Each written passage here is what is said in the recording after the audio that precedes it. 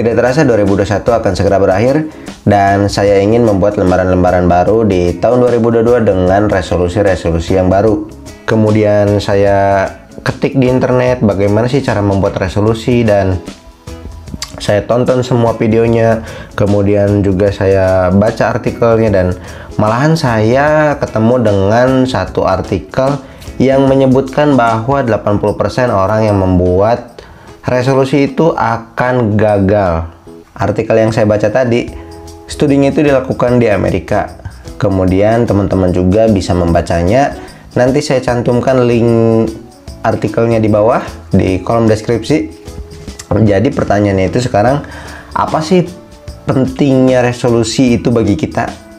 Bagi kalian yang sama bingungnya seperti saya, bagaimana sih caranya kita bisa membuat planning atau resolusi di tahun 2022? Ketika saya browsing tadi, saya menemukan bahwa ada sebuah artikel yang menyebutkan resolusi itu tidak bagus. Daripada kita membuat resolusi, seharusnya kita itu membuat fase review atau review di tahun ini. Dikarenakan resolusi itu mengindikasikan kita di masa depan atau sesuatu yang masih abstrak, sesuatu yang tidak pernah kita buat. Nah, tentu ini bukan aksi yang actionable. Itu tuh seperti melakukan aksi terhadap sesuatu yang masih abstrak. Itu bagaimana caranya? Dan kalau kita membahas tentang fase review, itu kita membahas tentang sejarah, tentang histori, tentang sesuatu apa-apa saja yang sudah terjadi. Dan tentu semua orang bisa melakukannya dengan secara cepat. Jadi daripada kita membahas 2022 nanti, mari kita bahas di tahun 2021 dulu. Nah, pertanyaannya bagaimana sih caranya kita bisa membuat fase review ini? Caranya cukup gampang. Kita buat dulu kolom positif dan kolom negatif. Nah, kita pikirkan dulu, di tahun 2021 ini apa sih yang membuat kita itu berpikiran positif dan berpikiran negatif? Kemudian kita coba perdalam lagi apa saja yang membuat kita berpikiran positif dan negatif tadi. Apakah itu orangnya, apakah itu kegiatannya, apakah itu komitmennya. Coba kita audit lagi lebih dalam. Nah, setelah kita list ini semua, kita pilih mana yang paling signifikan di antara yang positif tadi dan yang negatif tadi. Nah, ketika hal positif, kita langsung masukkan ke kalender kita. Bukit.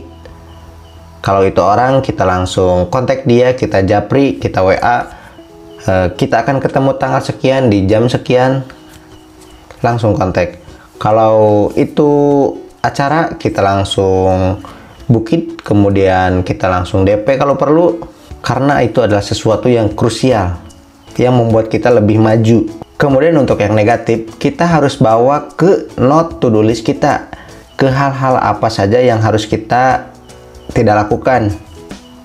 Dan kita harus pastikan note to do list ini harus visible atau harus kelihatan setiap hari oleh mata kita. Kalau saya tulis di desktop komputer.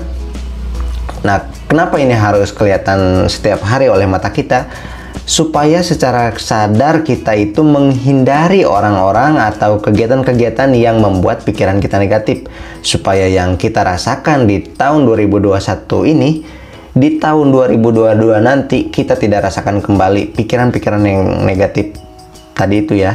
Nah, semoga video singkat ini bermanfaat untuk teman-teman semua dan semoga di tahun 2022 nanti bisa lebih baik lagi dari tahun-tahun sebelumnya.